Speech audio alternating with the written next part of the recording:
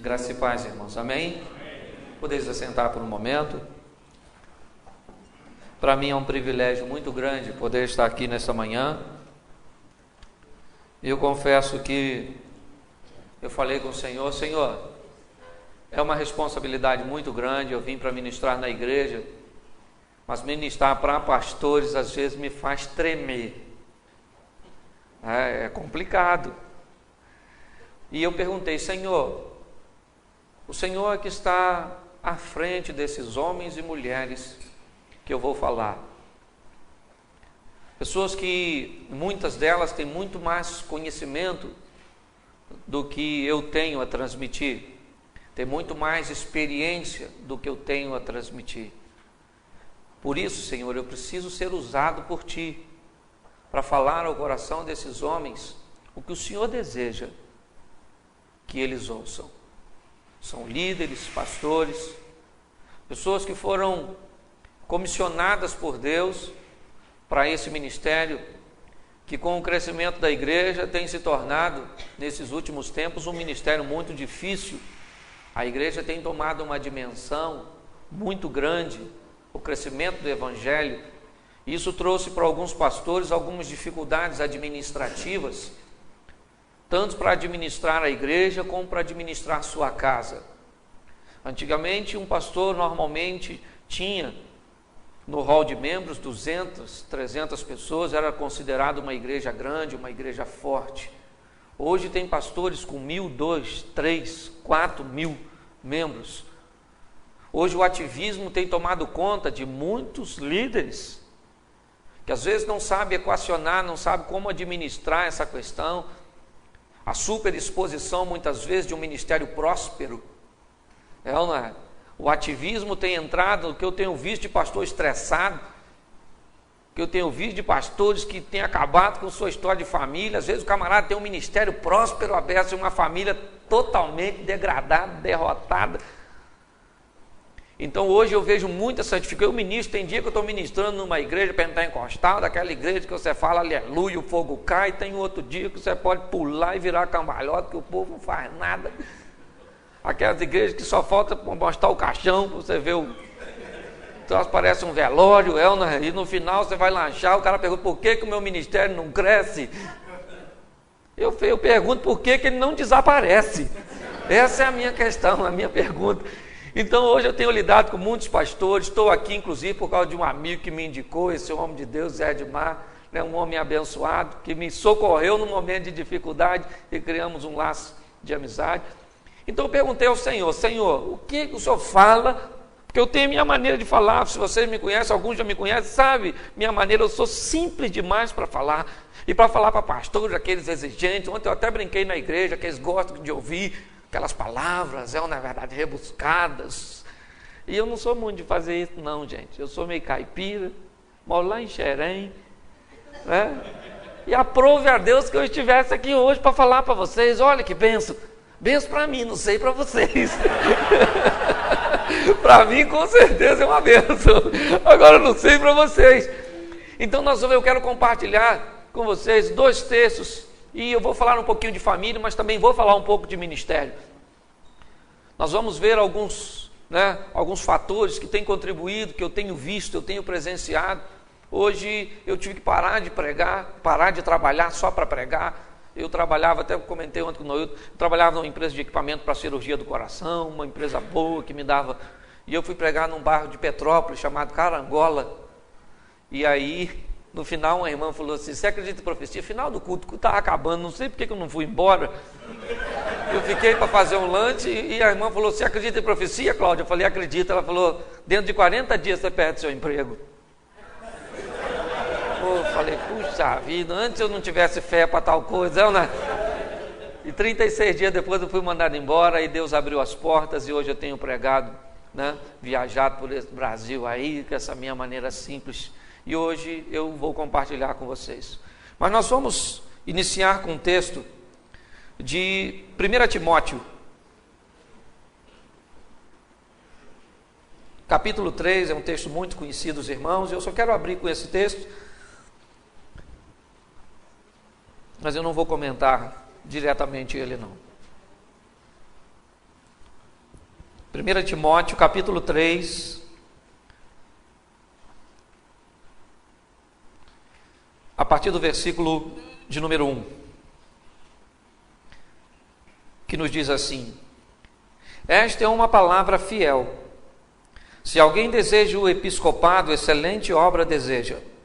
Convém, pois, que o bispo seja irrepreensível, marido de uma mulher, vigilante, sóbrio, honesto, hospitaleiro e apto para ensinar.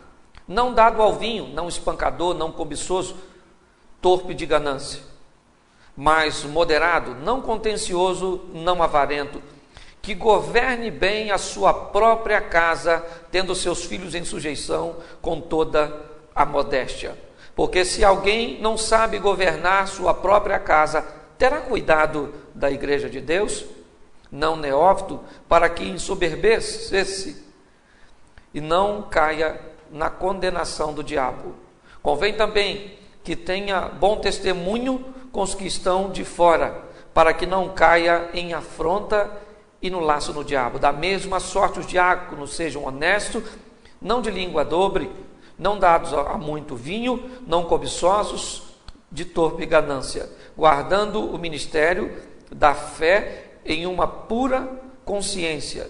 E também estes sejam primeiros provados, depois sirvam se forem irrepreensíveis. Da mesma sorte, as mulheres sejam honestas, não maldizentes, sóbrias e fiéis em tudo. Os diáconos sejam maridos de uma mulher e governe bem seus filhos e sua própria casa, porque os que servirem bem como diáconos adquirirão para si uma boa posição e muita confiança na fé que há em Cristo Jesus. Escrevo-te essas coisas, esperando ir ver-te bem depressa. Feche os seus olhos agora e não a sua Bíblia. Senhor nosso Deus e Pai, em nome de Jesus, eis aqui a Tua palavra. Queremos, Senhor, continuar compartilhando da Tua presença, continuar, Senhor, ouvindo a Tua voz. Por isso, Senhor, usa-me como um canal de bênção nesta hora, para falar aos Teus servos, aqueles a quem o Senhor separou para esta grande obra. Muito obrigado por tudo, pelo poder do nome de Jesus. Amém. Glória a Deus. Amém? Amém. Irmãos, nós vamos somente ter uma ideia aqui desse texto, porque ele fala da grandeza do ministério. Ele fala da importância do ministério e da importância dos ministros. A importância e as qualidades que nós, apesar de não ser um pastor de igreja, nós temos a responsabilidade, porque Deus nos tornou referenciais para as pessoas. Hoje você não é um simples homem, uma simples mulher. Hoje as pessoas observam vocês, ou nos observam de uma forma diferente. Eu costumo dizer que quando uma árvore grande cai, ela abre uma clareira na floresta. Com a queda de um homem de Deus, ela cria uma boa oportunidade para muitos crescerem, porque o sol vai bater, isso é verdade, Deus acaba transformando o mal em bênção, mas ela leva consigo muitas questões. Por isso, nós precisamos aprender a nos comportar diante desse ministério que foi confiado. E nós temos exemplos bíblicos de muitos homens que se perderam, porque nas civilizações, ou nos povos que circulavam o povo de Israel, sempre era de costume misturar o posicionamento político com o posicionamento religioso. Em muitos casos, os reis se ensoberbeceram e se achavam que estavam acima do bem e do mal. E nós temos que ter a consciência de que temos alguém que está sobre nós, e é Ele que dita as regras. Nós não somos dono da igreja, nós somos apenas alguém que fomos comissionados a cuidar. Então eu vou trabalhar com você duas situações. Não é nem muito comum usar dois textos, mas eu quero usar, e o primeiro texto que eu quero que você abra para nós darmos início é o livro de 1 Reis. Primeiro livro dos Reis, capítulo 3, versículo de número 19, e depois nós vamos utilizar Mateus também, 14, 22. Primeiro livro dos Reis, capítulo 3, verso de número 19.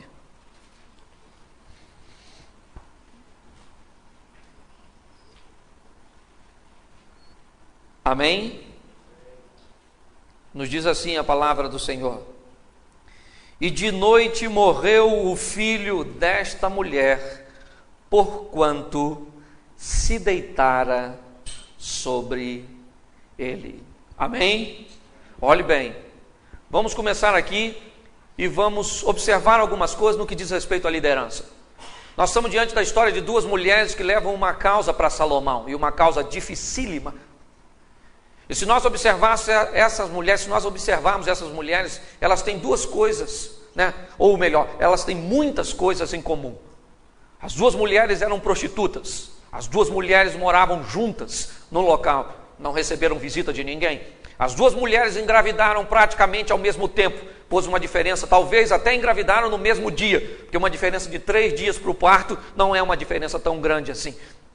Essas duas mulheres tiveram meninos, e essas duas mulheres tiveram a oportunidade de criar seus filhos. As oportunidades foram iguais para essas duas mulheres, mas nós vamos ver uma diferença muito grande aqui entre uma mulher e outra.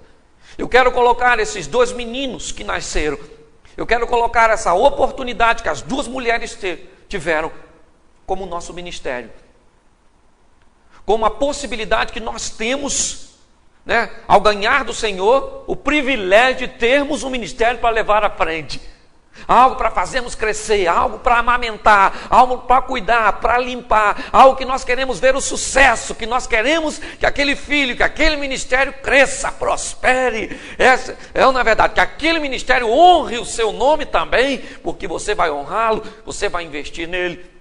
Mas nem todos os líderes são assim, porque hoje eu também quero falar de líderes que deitam sobre o seu ministério, ou que deitam sobre sua família. Pessoas que têm a oportunidade, como essas duas mulheres tiveram. Mas hoje eu vejo pessoas que se deitam sobre o seu ministério. Quando não mata, sufoca o coitadinho, que ele não cresce de jeito nenhum. E aí fica, e pior, que eu vou mostrar para você hoje, o ministério falido, ele acaba prestando atenção no ministério próspero. As duas mulheres têm condições iguais. Elas estão ali, engravidaram, tem tudo, né? Então você pode olhar, mas são prostitutas, é verdade, mas eu não quero aplicar isso aqui nesta manhã. O que eu quero mostrar são as oportunidades, porque oportunidade todo mundo tem. Todo mundo tem as oportunidades. Para uns elas são mais fáceis, para outros são um pouco mais difíceis. Mas todos nós temos a oportunidade. Você nasceu com inteligência, você nasceu perfeito, glória a Deus por isso. Você tem a oportunidade de ir à frente, de prosperar, mas o que você vai fazer com aquilo que Deus te deu? E a primeira coisa, como nós lemos aqui, nossa situação tem que começar dentro da nossa própria casa. Como é que anda a família dos pastores? Eu tenho ministrado bastante para pastores. Esse dia foi ministrar num evento grande da Igreja de Deus, só para pastores e esposas. E às vezes nós vamos conversar, a igreja tem tomado o primeiro lugar na vida de muitos homens de Deus.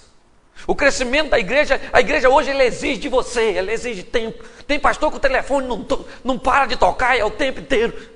O filho está com dor de barriga, quem é que cuida? Não é nem o médico, é você. As coisas hoje têm tomado uma dimensão que exige mais. E aí nós estamos lidando com um problema sério. Os lares às vezes estão ficando em falta. E o pastor precisa aprender a equacionar isso. Precisa aprender a separar casa de igreja. Porque seu ministério mas ele depende da sua família. Pelo menos a Bíblia diz aqui que aquele que não governa bem, você pode governar bem sua empresa. Para você governar bem sua empresa, não tem problema, você pode governar sua empresa e não está bem em casa. Mas a igreja não é simples assim. A igreja é o corpo do Senhor. Então nós precisamos, eu sei que é difícil, eu ministro direto para a família, estou até cansado de ministrar para a família, falei até com Deus, Senhor, me dá uma folguinha aí. Porque eu ministro direto, eu preparo palavra para a família, todo mundo quer ouvir eu falar, eu já não aguento mais, não tenho nem mais o que falar. Eu tenho orado, Senhor, me dá umas coisas novas, porque eu não estou.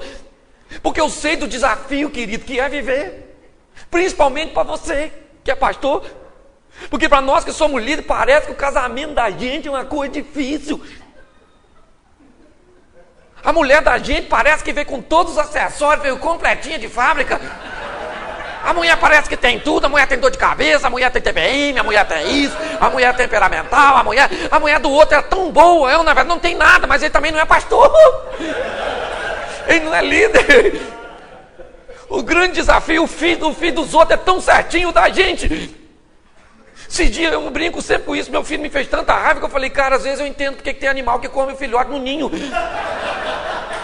Você me rouba minha paz. Antes de vir pra cá, eu tive que tirar videogame, tive que tirar isso, tive que tirar tudo, garoto.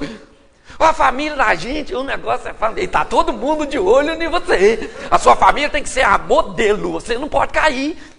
Você não pode acontecer nada. Sua mulher tem que estar sempre sorrindo.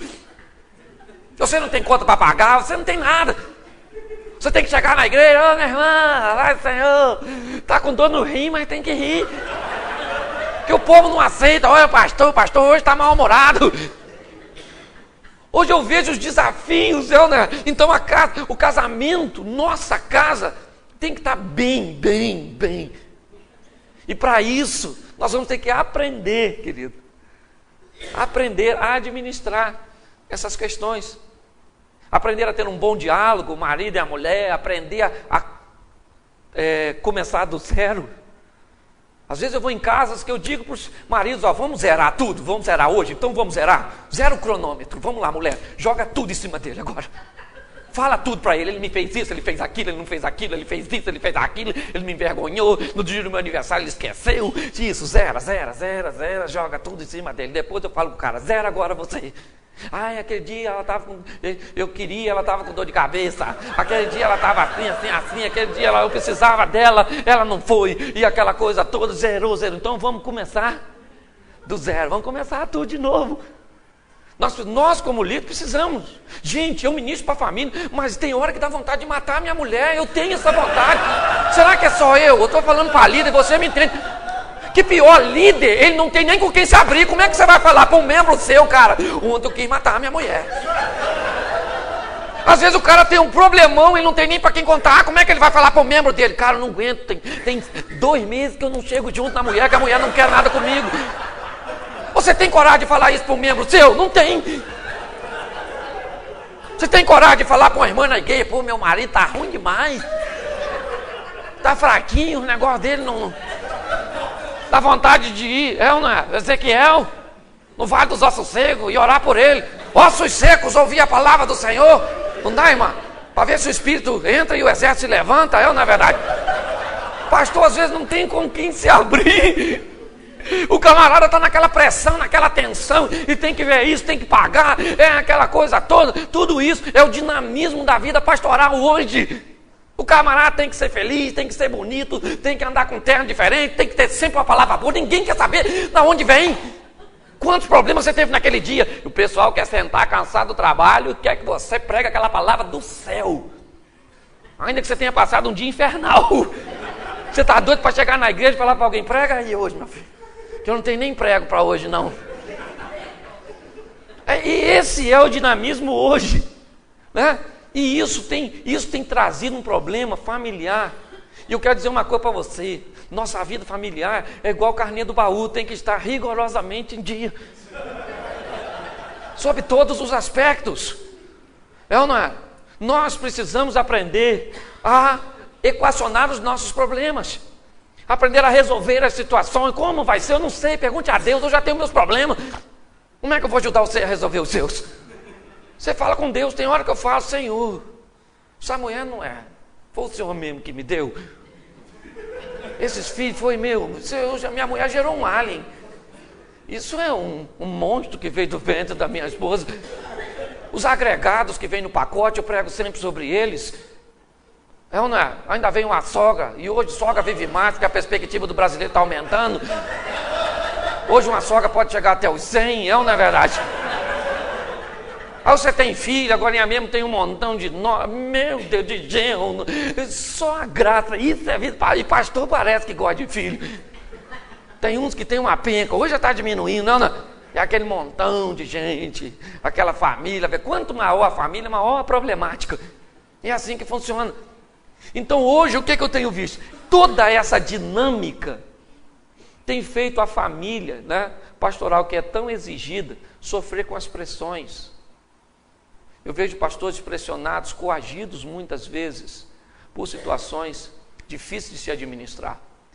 Por isso é que eu quero compartilhar essa palavra com você, desses dois tipos de líderes que o Senhor, né, colocou no meu coração nesse texto. Porque nós vemos aqui uma mulher, ela não queria matar seu filho. É óbvio que ela não queria. Isso aí é inegável. Que aquela prostituta queria ter deitado sobre seu filho e tê-lo matado, isso aí é lógico, que ela matou o filho sem querer. Ela matou o filho, né, por desleixo. Ela não notou a criança dormindo do lado dela e ela acabou sufocando, mas ela matou o filho. Por querer ou não, ela mesma tirou a vida do seu filho. Hoje eu tenho observado e visto pastores deitando sobre o seu ministério, pastores sufocando o seu ministério. E eles mesmos não são os outros, não, com uma mesmice. Hoje eu fico observando com ciúmes. Hoje eu vejo, às vezes o camarada é um pastorzão, pastor. A primeira coisa que eu quero falar para você, pastor não é pregador, nem sempre. Tem cara que é pastorzão e não prega nada. Nada. Tem cara que se você sentar para ouvir o cara pregar, você fica com raiva, Senhor. Puxa vida, Senhor, pelo amor de Deus. Mas o cara é um pastorzão, mas ele não bota o outro cara para pregar, porque o cara prega mais que ele. E se o cara pregar mais que ele, a igreja pode gostar mais do cara do que dele. Aí ele fica aí, miserável. Ninguém mandou você ser bom, você ser melhor que eu. Hoje e o ministério tinha tudo para prosperar, tinha tudo para ir adiante, mas ele deitou ele. Por que não cresce? Por que não vai? Porque as pessoas mesmo hoje estão sufocando. E às vezes estão fazendo sem má intenção. Não estou falando que estão intencionados, não. Tem gente que é ruim mesmo. E eu conheço o cara. E ele fala comigo, não bota para pregar não, Cláudio. Se eu botar para pregar, o pessoal, como é que eu fico eu? Eu falo, pelo amor de Deus, tem misericórdia. Eu conheço gente, pastor que tem medo até de ministro de louvor. O cara canta muito, o pessoal gosta mais dele do que eu. Quando ele canta, todo mundo levanta, aplaude. Quando eu canto, o pessoal chora. Claro, rapaz, vai ver como é que você canta. Grava e bota para você ouvir, ninguém aguenta um negócio desse. Se tem uma coisa que nós precisamos saber, é que não sabemos. Quem sabe que não sabe, já sabe alguma coisa. O problema é que tem gente que não sabe, aí ele pensa que sabe, olha a confusão que ele arruma. Então hoje eu fico observando essas situações. A mulher não queria matar o filho, é lógico que ela não queria. Só que ela matou. E nós precisamos, eu quero pegar um gancho aqui para aplicar na sua vida e na minha também, que nós precisamos aprender que a qualquer momento de nossa história você pode errar, você pode cair. Pode acontecer algo com você que você não gostaria que acontecesse, mas aconteceu. E você é um homem de Deus. E o homem de Deus precisa aprender a se recuperar depois de queda. O erro desta mulher não foi simplesmente matar o filho. Foi não se conscientizar que ela mesma tinha feito aquilo. Um exemplo que eu acho fantástico de Davi foi quando ele cometeu aquele erro, tentou encobrir de todos. Não sei como é que um homem de Deus faz aquilo. Deita com a mulher do cara. O cara estava na batalha, vocês conhecem o texto, não precisa eu ficar citando, né, tudo. E aí então, quando ele descobre que a mulher está grávida, a primeira coisa que ele faz é o quê? É tentar ludibriar. É tentar mover os pauzinhos para que ele resolvesse. E resolveu tudo, o cara morreu, ninguém soube, só 3 pessoas sabiam, 4. Ou não sei se é 4 ou 6. Porque era ele, a mulher, o cara que era o mensageiro também sabia. E eu não sei se é... que aqui nós temos 3. Eu não sei se são 3, são 4 ou 6. Porque Deus também sabia. Se Deus sabia, o Espírito Santo também. E Jesus também. Então, não sei se vocês vão imaginando isso aí, ok? E o que aconteceu? O profeta foi lá e falou assim... Não, por quê? Porque Davi era um líder. E ele caiu, mas ele não conseguiu enxergar que estava caindo. Ele estava num poço, num abismo. E aí mandou o profeta Natan, e foi Natan, não foi Nagol, não foi na Varga, não foi Deus, foi Natan e falou para Natan, dá um pulinho lá e fala com Davi, porque ele está pensando que enrola os outros, vai me enrolar também.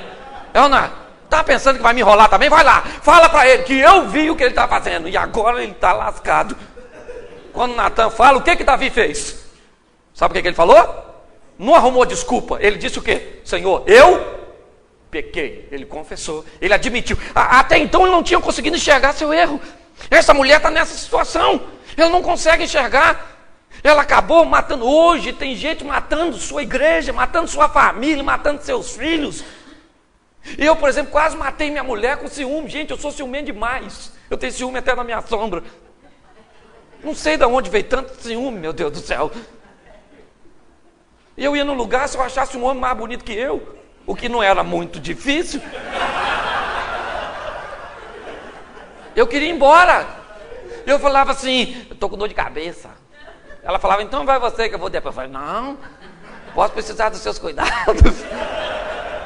Não, minha mulher não estava aguentando mais, eu estava sufocando. E depois eu disse, sabe o que era mais difícil do ciumento? É descobrir que não é que ele não confia na outra pessoa, ele não confia nele mesmo. Eu descobri que eu era um bosta. Eu descobri que eu era um Zé Mané. Eu falei, é difícil você ter uma leitura de você mesmo. Não, o bom é você enxergar defeito dos outros.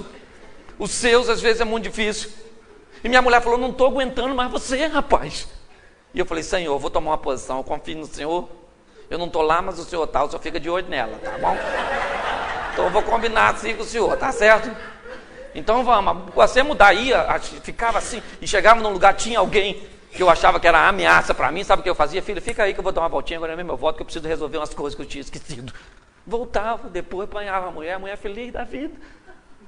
Ficava lá conversando com as amigas dela, e eu ia dar uma voltinha. E assim, eu fui porque minha mulher não estava aguentando mais. Também falei com minha mulher, filho, vamos melhorar o negócio aí, nós dois. Poxa, não aguenta assim não, o homem quer fazer sexo todo dia, não é, pastor? Principalmente pastor que fica estressado. Pastor quer passar o cerol fininho, não é verdade? Quer chegar junto da mulher, poxa, você que é mulher de pastor, pelo amor de Deus, o cara está estressado, é membro, é isso, é aquilo, ninguém bate na porta do pastor para falar, trouxe um bolo, trouxe um pepino, não é, na verdade, é sempre assim.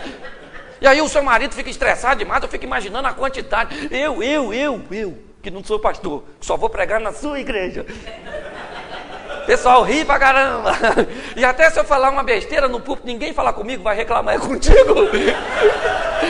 Então às vezes você pode achar que eu estou levando bênção e eu acabo prejudicando a situação. Depois você fica estressado. E o que o cara quer, irmão? O que o cara me imagina? Puxa, ainda sua mulher tinha que estar aqui para ouvir isso. Você que é amiga da mulher dos caras, que a mulher não veio, depois você fala para ela, por favor. O homem fica doido, gente. O homem estressou, ele quer você, irmã. Você é o gadernal do seu marido, você é o Lexotan, o calmante do cara, é ou não é? Eu tenho falado muito para isso em encontro de casais. Então tem que ser assim, a mulher. Eu sei que dia de mulher é estressante, mas tem que ser, o casal, um marido pastor, tem que ir, tem. Senão o cara endoida. Não, isso é coisa de homem, eu vou fazer o quê? Foi Deus que criou, reclama com ele. Isso não é defeito de homem, isso é acessório de homem, ok? Já veio no pacote, é assim que funciona. Então, eu fico observando, hoje, as pessoas vão frustrando, elas mesmas vão matando. Foi isso que aconteceu com essa mulher. Ela deitou em cima do filho, e o filho foi sufocando.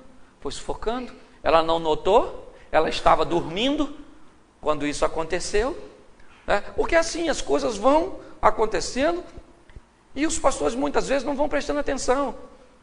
Vamos supor, eu vou à igreja pregar, gente, que dá vontade de eu ir embora. Eu estou falando sério. É porque a obra é de Deus. Tem lugar que eu vou. Puxa, esse dia o pastor me chamou e falou, vou avisar uma coisa para você, aqui não bate palma, aqui não fala língua estranha, aqui não faz isso, aqui não faz aquilo, aqui não faz isso, aqui não faz isso, então olha o que você vai pregar, hein? Aí eu falei assim, olha o que eu vou pregar. Eu falei, Senhor, eu não vou pregar não. O cara não pode fazer nada, então por que ele não prega? Na verdade, sabe, tinha umas 20 pessoas na igreja do cara. Eu era 21, ainda bem que eu estava só de passagem, porque eu não ia ficar num ambiente daquele. Ninguém aguenta aquilo não, pelo amor de Deus. Então, o que você precisa entender é que você tem um ministério na mão. E esse ministério precisa crescer. E é lógico que ele não vai crescer a todo custo. Não estou falando para você fazer qualquer coisa, virar cambalhota lá na frente para crescer, não. Porque o evangelho do Senhor é inegociável. Estou falando para você negociar a palavra da verdade, não. A verdade é uma só, amém? Mas a maneira de apresentar o negócio, você tem que melhorar uma igreja moderna que você tem na mão.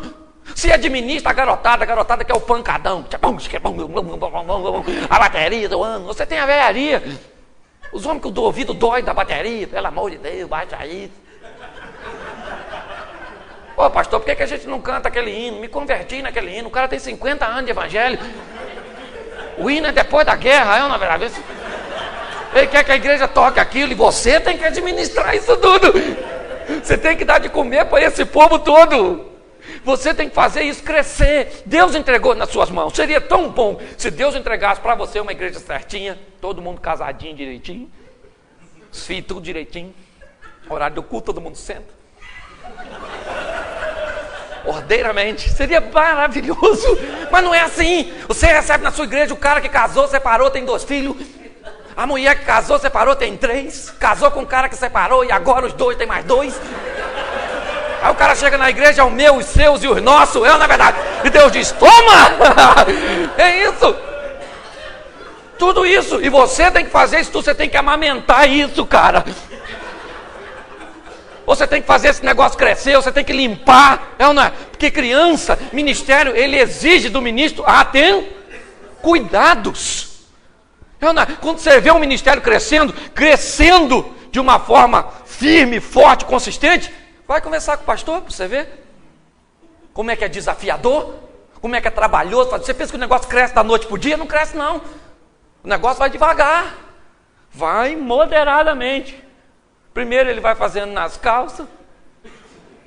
O ministério faz, a sujeira. Depois ele vai aprendendo a controlar. E vai crescendo. Então o ministério precisa de cuidados. Ele precisa de carinho. Ele precisa de respeito. É como uma família, na realidade. Às vezes nós temos dificuldade para entender isso e para administrar essa situação toda. A mulher deitou e ela matou o filho. E ela só acordou depois que o filho já estava morto. Agora o que ela vai fazer? Ela precisa fazer alguma coisa. Ela precisa tomar uma providência. Pois foi ela mesma que matou seu filho. O que ela vai fazer? Ela tinha que enterrar seu filho, aprender com uma lição, né? Ter outro filho, cuidar do filho, mas não. Ela vai vagarosamente na cama da outra mulher, observa o filho vivo da mulher, pega o filho da mulher e põe o dela morto. Ela não queria o filho da mulher, porque ela não sabia cuidar de filho. Ela ia acabar matando a outra criança também. Ela não queria. E eu vou mostrar para você mais à frente, você que já conhece a história, sabe que ela não queria o filho. Se ela quisesse, ela não mandava matar o garoto. Quando Salomão dá a ideia de partir o garoto no meio. O que nos indica que ela não queria a criança. O que ela queria é que a outra também não tivesse, já que ela não tinha. Que a outra também não crescesse, porque ela não cresceu. Que a outra também não prosperasse, porque ela não prosperou. Porque é difícil você olhar o outro indo e você ficando para trás. O ministério do outro, você fala, esse miserável, o que ele tem, meu Deus do céu? Dá uma raiva, não dá? Você olha e fala assim, Senhor, o que eu faço? Puxa vida, o outro vai e eu não vou, porque... Pô, o cara tirava 0 no seminário e eu só tirava 10, olha agora, o que dá vontade de esganar o cara. E o cara vai prosperando. Quando você olha para o outro indo, por isso que eu falo, querido, você tem que ir. Você tem que, nem que seja devagarzinho, você tem que andar para frente. Porque é terrível você olhar os outros irem. Não sei só eu, de repente sou só eu que sou assim. Né? Os outros vão, eu, graças a Deus, estou andando para frente. Estou andando devagar, mas estou. E estou indo. Mas, quando você olha o outro indo, a mulher olhou o filho da outra vivinho e o dela morto, ela pensou, eu vou trocar. Eu vou botar o meu morto no lugar dela do dela e vou pegar o dela. E ela fez. E de manhã, quando a mulher acordou, que foi amamentar o filho, descobriu que o filho estava morto. E ela olhou, não era o dela. Não tinha testemunha, não tinha ninguém. Ela leva o caso para Salomão. E diz, olha, o filho dessa mulher morreu e ela botou no lugar do meu. E a outra disse, não, quem morreu foi o dela. O meu é esse aqui. E Salomão disse, então pega a criança e parte no meio, dá metade para cada uma. Aí imediatamente a mãe do garoto disse, não mata esse menino, não mata. Entrega este garoto nas mãos dela. E a outra disse, não, corta o menino no meio. Nem eu, nem ela. Olhe bem o que essa mulher disse. Eu não vou ficar, ela também. Ali ela acabou se denunciando. Quando ela disse nem eu, nem ela, o que ela está dizendo? Quem morreu foi o, mas eu não quero que a outra também permaneça. Nós, mais vocês do que eu, que são pastores, são líderes de igreja, meu ministério é itinerante, vocês precisam entender que o ministério vai exigir de você, muitas vezes, muito mais do que você tem para oferecer. Você vai enfrentar situações que vai requerer de você muito mais habilidade do que você tem. A diferença é que você serve um Deus poderoso, e esse Deus pode dar habilidades a você para superar as adversidades. Habilidades que você não tem, mas que Deus pode oferecer e pode te conceder.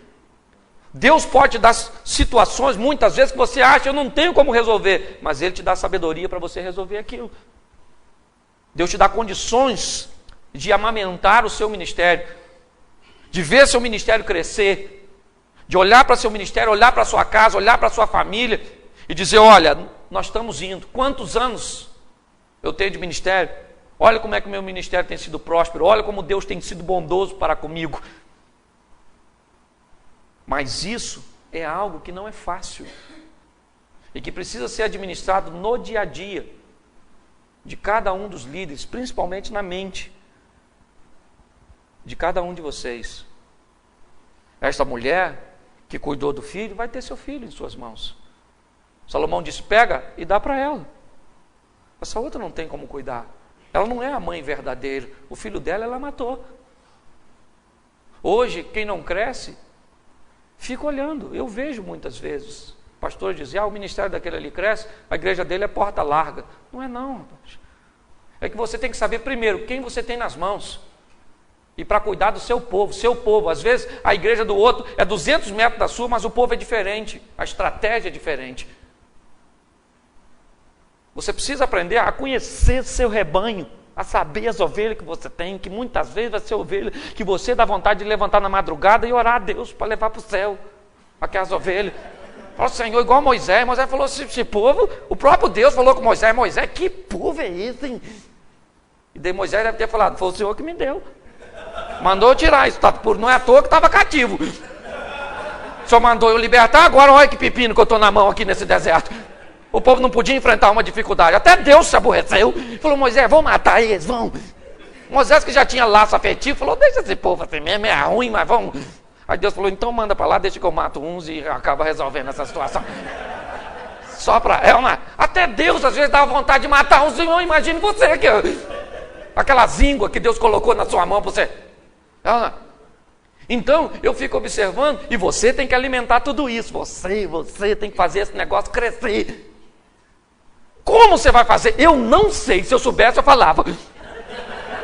Se eu tiver, e também não ia falar de graça não, que eu ia pedir um dinheiro. Não, mas quem pode fazer? Você está numa igrejinha, lá no céu, não tem um rapaz que estava numa igreja.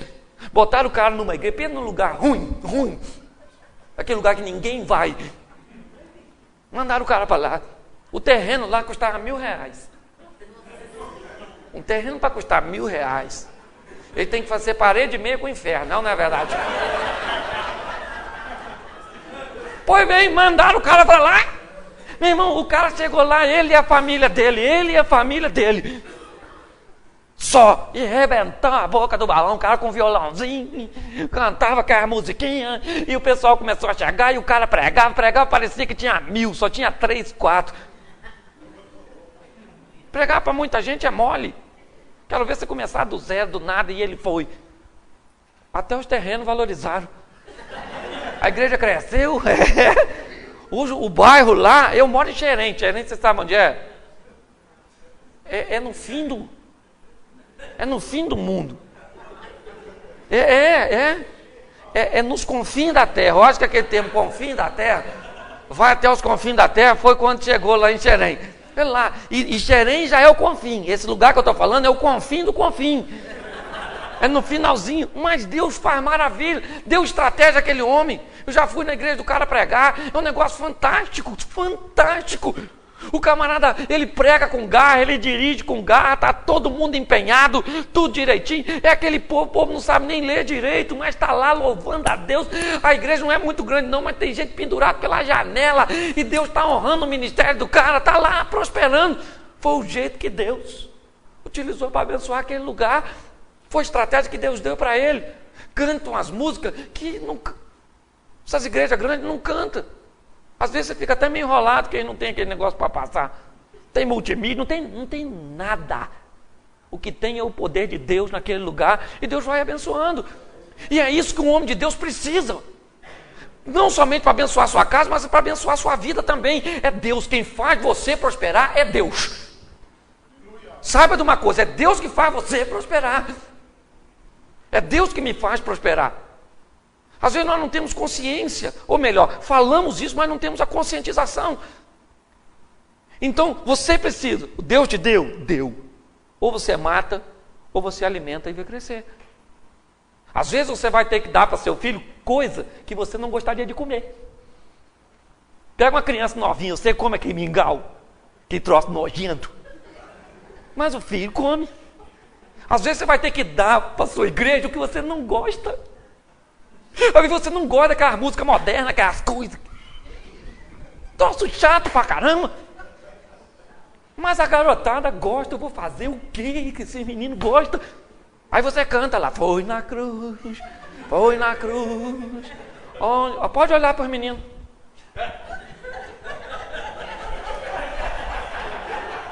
E os coroas estão lá, foi na cruz, onde um dia eu vi. Aí você começa a cantar lá, poderoso Deus, poderoso, aí a garotada, poderoso Deus, fala aquilo 100 vezes, poderoso Deus, parece que Deus tem problema de autoafirmação, não é verdade?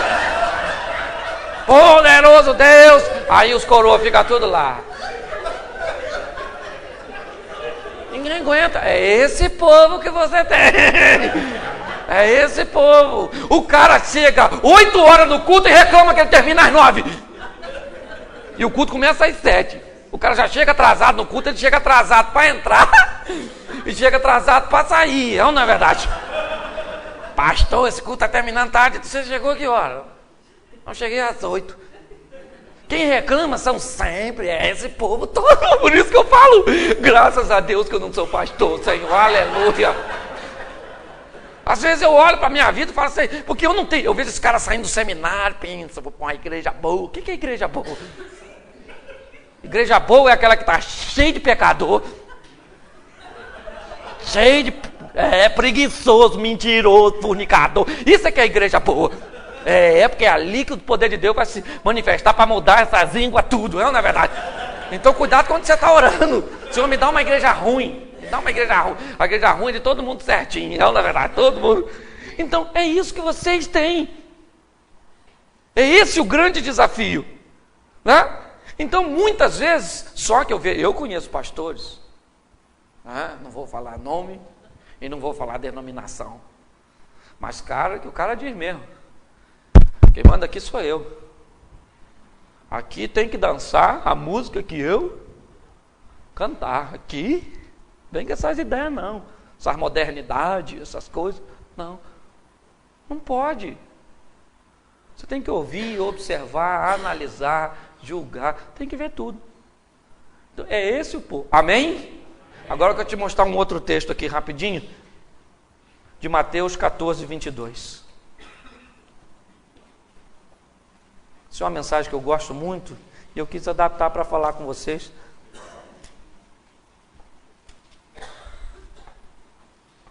Obrigado, deixei meu lenço lá no carro. Mateus 14, 22. Amém?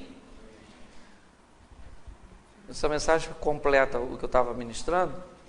Nos diz assim: e logo ordenou Jesus aos seus discípulos a entrarem no barco que fosse adiante para outra banda, enquanto ele despedia as multidões. E despedida a multidão, subiu para orar à parte. Chegada já a tarde, ele estava ali só, e o barco já estava no meio do mar, açoitado pelas ondas, porque o vento era contrário. Na quarta vigília da noite, dirigiu-se Jesus para eles, caminhando por cima do mar. E os discípulos, vendo caminhar sobre o mar, assustaram-se, dizendo: é um fantasma, e gritaram de medo. Jesus, porém, falou logo, dizendo: tende bom ânimo, sou eu, não temais. E respondeu-lhe Pedro, disse: Senhor, se és tu, manda-me ir ter contigo por cima das águas. E ele disse: vem. E Pedro, descendo do barco, andou sobre as águas para ir ter com Jesus. Mas sentindo forte vento, teve medo, e começando a ir para o fundo, clamou, dizendo: Senhor, salva-me. E logo Jesus, estendendo a mão, segurou e disse: homem de pequena fé, por que duvidaste? E quando subiram para o barco, acalmou o vento. Então aproximaram-se o que estava do barco e adoraram, dizendo: és verdadeiramente o filho de... Preste atenção em mim aqui, rapidinho, né?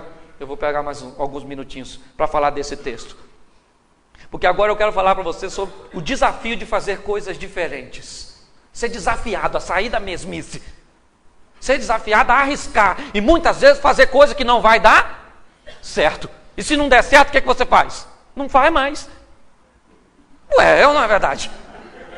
Você não é burro, não deu certo? Deu certo. Então você não faz mais, deu certo, você manda bala e continua fazendo. A primeira coisa que nós vamos ver é que o texto diz que logo Jesus ordenou seus discípulos a entrar no barco, mandou, determinou. Por que Jesus mandou, determinou e obrigou? Porque os discípulos não estavam afim de ir, senão não precisava mandar, obrigar, determinar. Você só obriga, determina e manda quando alguém não está afim de ir. Mas por que Jesus obrigou? Ele tinha o direito de obrigar? Tinha, por quê? Ele está falando com quem? Com seus? E discípulo precisa estar pronto para fazer a vontade do seu e não da sua. Então tem hora que você vai ter que fazer o que você não quer fazer. Esse dia eu fui pregar num culto, no lar, preguei, eu gosto muito de pregar. No final a irmã falou assim: boa palavra, irmão, eu não tenho nada para comer. Eu pensei: mas eu não tenho nada a ver com isso. Eu fui chamado para pregar.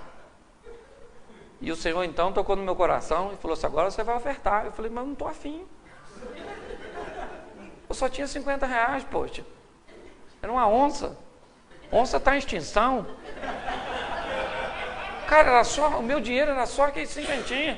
E o Senhor falou: agora você vai ofertar. Eu falei: puxa vida, hein? É? Despedi da onça. Falei: vai embora, minha filha. Vai fazer o quê? Vontade de dar eu não estava. Se eu falar que estava, eu estou mentindo.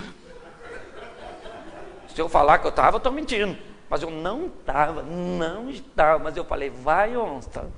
Vai embora, minha filha. Que discípulo ele precisa estar preparado para fazer o que ele não quer. Muitas vezes eu pego meu dízimo do final do mês e vou entregar. Eu não estou afim, não. Não, estou falando sério. Estou falando para líder, eu posso falar. Não estou afim de entregar meu dízimo. Eu olho aquele montante, e o Senhor tem abençoado muito, graças a Deus. Eu falo: puxa vida, podia comprar umas coisas com esse dinheiro, mas eu vou lá contra a minha vontade. Porque a oferta é que tem que ser com alegria, dízimo pode ser chorando. Pode ser não, tem que ser também. Oferta é com a Bíblia não diz para você dar dízimo sorrindo, diz: Deus ama o que dá, e aliás, o texto sempre está se referindo a oferta. Porque oferta, você oferta 5 reais, agora que é dinheirão, às vezes eu vou chorando. Vai embora. Porque discípulo não faz. E hoje, inclusive, tem líderes que não prosperam porque não são fiel. Hipocrisia. O cara manda os outros fazer, mas ele não faz. Com o texto de Malaquias que a gente gosta de pregar para o povo, o Malaquias não está falando para o povo, não. Malaquias está falando só para os cabeção, só para a liderança. Vocês estão roubando. Aí hoje a gente fala para o povo, vocês estão roubando. Então tem cara pregando para os outros, ser fiel, mas ele não é fiel não. Aí o cara está numa pindaíba, porque olha, eu vou falar, eu expliquei até isso quando eu preguei. Ó, prosperidade segue 3 princípios, queridão. Primeiro, trabalho. A Bíblia diz que quem não trabalha não. Segundo, boa administração. Quer ter dinheiro, administre bem. Dinheiro é igual a mulher. Administrou bem, rende. Administrou mal, dá prejuízo. É assim que funciona. É igual a mulher, sim, ok? Uma mulher bem administrada, a Bíblia diz que se um cego guiar o outro, os 2 caem no buraco. Como é que a mulher vai ser guiada por um homem cego? Então não tem jeito, não é? Tem que aprender a administrar. Aí o cara administra mal, gasta o dinheiro todo, aí vem o devorador. Que devorador, meu irmão? Eu conheço gente que o devorador não se aproximaria dele com medo do cara gastar o dinheiro do devorador. Aí não tem gente que se o devorador fosse lá, ele gastava as economias do devorador, estou falando sério. Tem gente que administra tão mal, são pastores. Eu estou falando, hoje eu não estou falando, eu estou falando de homem de Deus, cara endividado, nome no SPC, nome nisso, nome daquilo, deve na tendinha, deve não sei aonde, pelo amor de Deus, não pode. Administre bem seu dinheiro, rapaz. Esse dia eu fui na casa do irmão, preguei nisso, deixei até registrado lá, né?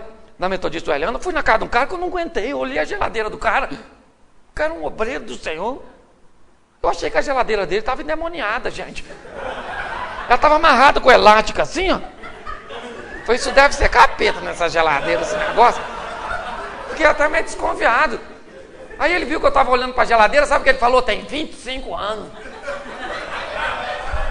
a minha vontade era falar, o mamute passou aí, cara. Isso tem gelo da era glacial, isso aí, na verdade. Isso aí, tem que ver se a Arca de Noé não está nesse negócio aí. Você está rindo, mas os caras administram mal. É. E terceiro ponto de prosperidade. Primeiro é trabalho. Segundo é administração. E terceiro é fidelidade. Tem problema financeiro que é problema espiritual. É devorador. Agora, tem problema financeiro que é administrativo. E a maioria dos que eu vejo não é devorador, é administrativo. É assim que eu tenho visto. Aí o cara vê o outro que não é cristão andando num carro zero, é o capeta que deu. Não, para de olhar o carro dos outros. É ou não é? Para de olhar o carro dos outros, a casa dos outros, para de observar. Como eu brinquei ontem no meio da igreja, e eu posso falar para vocês, é igual a história do papel higiênico. Autoexame, eu prego isso para falar sobre santificação, na verdade. Não falei ontem na igreja que é para não. Mas santificação. Porque quando você vai ao banheiro, você se limpa e joga o papel fora?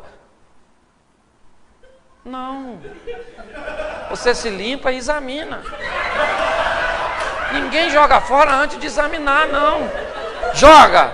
Não. Você limpa e examina. Limpa e examina.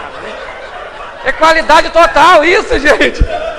Isso é sistema globalizado, não é verdade? Isso é um negócio sensacional. Então pare de olhar o papel dos outros, olha o seu. O negócio é ou não é? Então você tem que ser desafiado aqui, ser desafiado a fazer muitas vezes o que você não quer. Você não gosta da música, mas ela vai tocar na sua igreja. Você não gosta daquela coreografia, assim, saltitando. Mas tem que dançar, tem a garotada que dança, vai fazer o quê? Você fala, não sinto poder nenhum nessa dança. Eu também nunca senti a glória de Deus quando alguém levanta assim as pernas, nunca senti. Que isso? Eu nunca senti. Mas é um negócio, você gosta ou não, mas tem que estar lá na sua igreja. Vou fazer o quê? É ou não é? Eu não posso fazer nada. Então, hoje, nós precisamos aprender que discípulo tem que estar preparado para fazer o que não. Amém? E Jesus falou para o discípulo, todo mundo no barquinho, todo mundo no barquinho. Todo mundo no barquinho. Eles não deviam estar muito afim de entrar, por quê? Porque a última experiência no barco, eles quase morreram afogados. Quase, tiveram que acordar Jesus, fala com o vento aí, eu não. Agora pior, agora Jesus disse, vão vocês que eu vou depois. Da vez anterior Jesus disse, passemos, agora Jesus disse, entra no barco e vão vocês. Que eu vou depois, como é que ele ia depois se tinha um barco só? Não tinha jet ski, não tinha uma lancha, para pensar. É um desafio que às vezes Deus nos coloca. É ou não é? Mas eles eram discípulos, entraram no barquinho, já tinha 4 pescadores profissionais, não era à toa. Jesus mandou, ele disse, vamos que eu vou depois. Não falou também que horas ia. Você tem que entender que Deus tem o tempo dele. Às vezes ele vai demorar pra caramba, você vai ficar orando, Senhor, Senhor, Senhor, Senhor, igual o salmista, apressa-te me socorrer. E Deus não tem pressa, porque vai a hora que ele está afim, ele é soberano. Vou fazer o quê? É ou não é? E agora eles estão lá, vão, e Jesus ficou. E aí, olhe bem, o vento era... Não dá para me entender isso. Quem mandou eles ir? Então o vento tinha que estar soprando para onde, gente? Não era a favor? Você está na vontade de Deus, você é um ministro do Senhor, tinha que estar dando tudo certo para você. Por que o vento, só Deus gosta disso? E olha que Jesus tem autoridade sobre o vento. Na passagem anterior ele falou, vento, cala a boca. E o vento ficou quietinho. Falou para o mar, fica quieto, não quero nem marola. Agora é piscina, é ou não é verdade? Fica quietinho. Ele podia falar com ele, entra no barco, eu já falei com o vento. O vento levar você. Os caras estão querendo ir para lá e o vento está empurrando para cá. Os caras estão querendo ir para lá e o vento... É ou não é? Às vezes é assim na sua vida. Você está querendo que o negócio vá e o vento está soprando o contrário. O vento sempre sopra para o inferno. É. O vento sempre sopra para onde você não está a fim de ir. Às vezes, por quê? Porque é na adversidade que nós crescemos. As grandes histórias do seu ministério são histórias de dificuldade, adversidade. É ou não é verdade? Quando a gente para contar suas vitórias, você vem contar, puxa, tive esse problema, aconteceu isso. Porque é na dificuldade que nós crescemos. E os discípulos estão lá, enfrentando a dificuldade, remando com velinha, não podia ter até que baixar a vela do barquinho, que se baixa, volta para onde? Não, não, baixou a vela e vamos no remo. E vamos derribando as ondas. É assim que nós vamos no nosso ministério. Assim, um pastor, eu lembro uma vez um pastor, que o irmão falou com ele assim, pastor, eu queria falar uma coisa com você. Vice-moderador da igreja. A partir de semana que vem, eu venho para a igreja de bermuda. E o pastor falou, mas por quê? Ele falou, porque as irmãs vêm com saia na canela. Vêm com saia no joelho. E se as irmãs podem usar saia no joelho, os homens também podem usar uma bermuda. Senão é 2 pesos, 2 medidas. E eu gosto muito de usar uma bermuda, então eu estou avisando o senhor. Entendeu?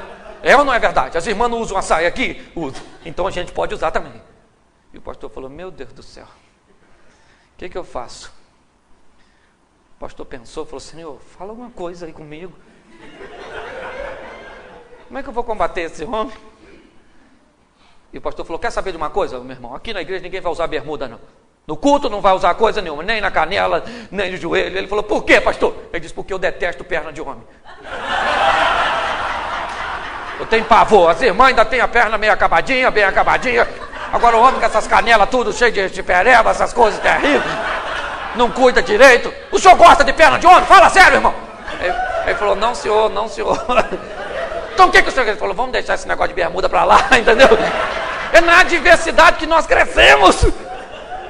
Não nas coisas difíceis, nos desafios. Então o vento sopra sempre para onde você não está a fim de ir. E presta atenção, Jesus disse, vão que eu já vou. Passou 6 horas da noite, 8 horas da noite, tudo escuro, o vento soprando contrário. Ele ainda estava no meio do caminho. E o vento jogando, e eles remando para lá, e o vento. 3 horas da manhã, aproximadamente, na 4ª vigília, vem Jesus, falou que ia, não falou a hora, só falou que ia. Okay? Vem ele andando em cima d'água. Só acredito porque é ele, gente. Não, estou falando sério. Pô, se fosse um mar tranquilo, até eu poderia, minha mente poderia imaginar. Um mar tranquilo e ele andando, já seria absurdo. A gente já tinha que jogar Newton no lixo. Dar uma surra, Isaac Newton. Mas tudo bem. Vai ele andando em cima da água. Só que não era em cima simplesmente da água, é em cima de onda. Aí eu não sei como é que ele estava andando em cima da onda. Por isso que eu quero chegar no céu, que tem muitas coisas que eu preciso esclarecer.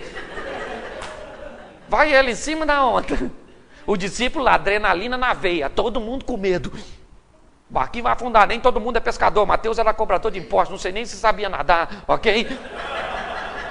Tá ali naquela tensão. E todo discípulo, todo obedecendo o mestre naquela tensão.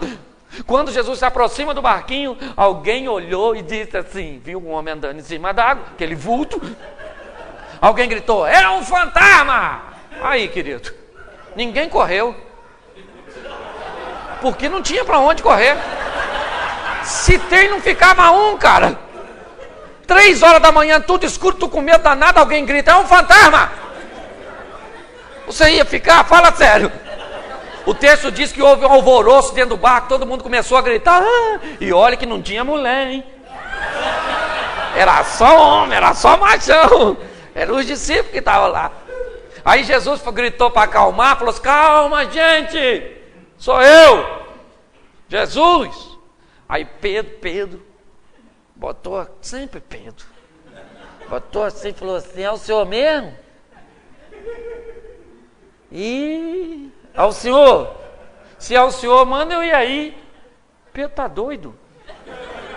Ele doidou. Ele nem viu, você já imaginou se fosse o capeta, falasse, vem.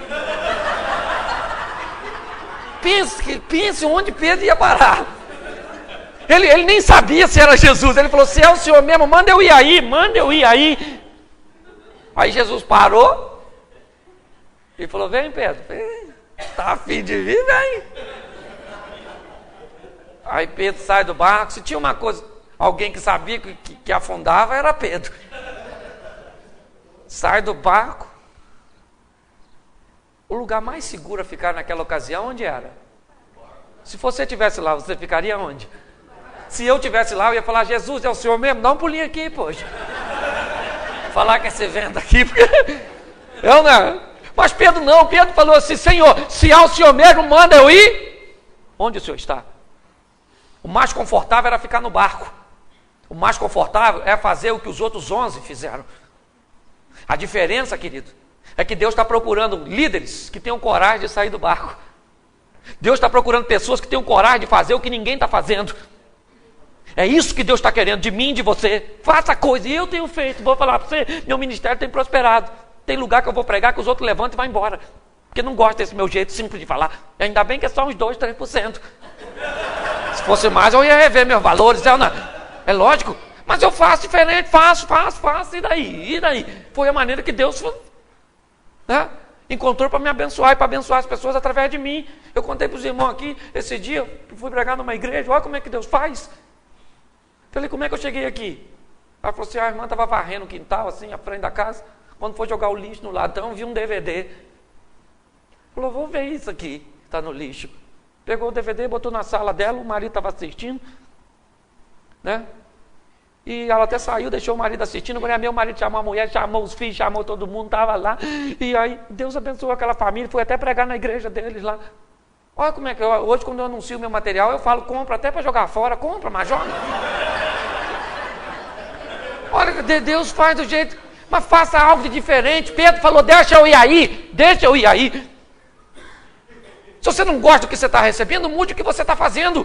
Faça algo de peça a Deus, Senhor, me dá uma estratégia. Pedro foi ousado. Ele disse, Senhor, eu quero sair do meu conforto. Eu quero sair da minha segurança. Eu quero desafio. Eu quero ir onde o Senhor está. Jesus falou, então vem. E ele saiu. Primeira pergunta que eu te faço. Quem foi atrás dele? Alguém foi atrás dele? Ninguém foi atrás dele. Porque às vezes Deus vai mandar você fazer. E não espere que os outros venham atrás de você. Deus vai ser contigo. Ele é suficiente para te dar vitória. Olhe. Pedro foi. Quando ele está quase chegando, ele olhou e falou assim, nossa, isso que eu estou fazendo é perigoso, hein? O cara está quase chegando. Ele estava a um passo de Jesus. Jesus só estendeu a mão e falou, ele olhou e falou assim, isso aqui tudo escuro, perigosíssimo isso, hein? Não sei que besteira que eu fiz de vir até aqui. Ele perdeu o foco. Você vai muito bem andando sobre as águas, vencendo as circunstâncias, quando você consegue olhar mais para o seu alvo do que para os seus obstáculos. Quem presta atenção em obstáculo é ofuscado pelo medo. Pedro, então, quando começa a afundar, que ele perdeu o foco, Jesus falou assim: homem de pouca fé.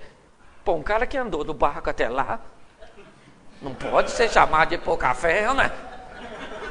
Mas Jesus quis dar uma espetada nele. Falou: homem de pouca fé, segura aqui. Não sei como é que Jesus segurou. Jesus poderia falar: você vai me negar, então vai morrer aqui agora. Vai morrer agora, não é? Jesus segurou na mão dele, Pedro também não largou mais não. Voltou para o barco, agarradinho. Quando entrou no barco, o vento cessou. Olha bem, o vento cessou. Aí o pessoal que estava dentro do barco falou: verdadeiramente, o Senhor é filho de Deus. Mas Pedro deveria falar: mas vocês não foram lá fora. Falar que é filho de Deus aqui dentro é moleto, queria ver vocês ir lá, não é onde eu fui. Sabe qual é a diferença desse texto? Seria um culto de domingo da igreja primitiva, onde 11 homens poderiam se levantar e dizer na igreja: essa semana nós vimos um homem andando sobre as águas. Só que no culto de domingo da igreja primitiva, um homem poderia se levantar na igreja e dizer: o homem que eles viram andando fui eu. A diferença de Pedro para os 11 foi essa. Porque quem sai do barco conta a história a respeito de si mesmo. Quem fica no barco conta a história dos outros. Você tem que decidir se você quer contar o ministério do outro está prosperando, a igreja do outro está crescendo, Deus está operando na igreja do outro, Deus está fazendo na igreja do outro, ou você quer falar: Deus está operando na minha igreja, o meu ministério está crescendo. Na verdade, eu estou indo adiante, eu estou vencendo obstáculos, eu estou rompendo barreiras, Deus está derramando a glória dele no meio do meu rebanho. Quem você quer ser? Você quer contar a história a respeito de você mesmo? Saia do barco. Fale para Deus hoje: Senhor, eu vou sair do barco. Vou sair, eu vou fazer o que ninguém está fazendo. Mas não faz besteira não. Faz coisas certas. E você vai receber o que ninguém está recebendo, amém? Feche seus olhos agora. Pode fechar que ninguém vai pegar nada seu. Isso, feche. Já falei bastante, não vou falar à noite. Vamos orar ao Senhor. Senhor, muito obrigado pela oportunidade de estar aqui diante de homens, ó Deus, que o Senhor tem separado para esta grande obra. Grandes líderes, grandes igrejas, homens de ministérios prósperos, homens de ministério em fase de prosperidade e homens que talvez não estejam vendo seu ministério prosperar. Que nós possamos sair daqui hoje, ó Deus, com o entendimento que o futuro de nosso ministério depende do cuidado que nós o tratamos, a seriedade que nós o tratamos. Senhor, em nome de Jesus, ensina-nos primeiro a administrar nossa casa, a não sermos hipócritas e a não pregarmos aquilo que não vivemos. Senhor, em nome de Jesus, ensina-nos, ó Deus, nos dá condições de fazermos o que ninguém faz, de termos coragem de largar o conforto da mesmice, temos coragem de muitas vezes fazer o que não queremos, mas é o que é necessário para que seja feito para o bem-estar de nosso rebanho. Que nós tenhamos a consciência de que a Tua vontade está acima da nossa vontade, ó Deus. Em nome de Jesus, trabalha, prospera, ó Deus, e abençoa a cada igreja aqui representada, a cada lar aqui representado. Muito obrigado, Senhor, por tudo, em o nome de Jesus. Amém. Vale um amém? Que Deus abençoe. Muito obrigado.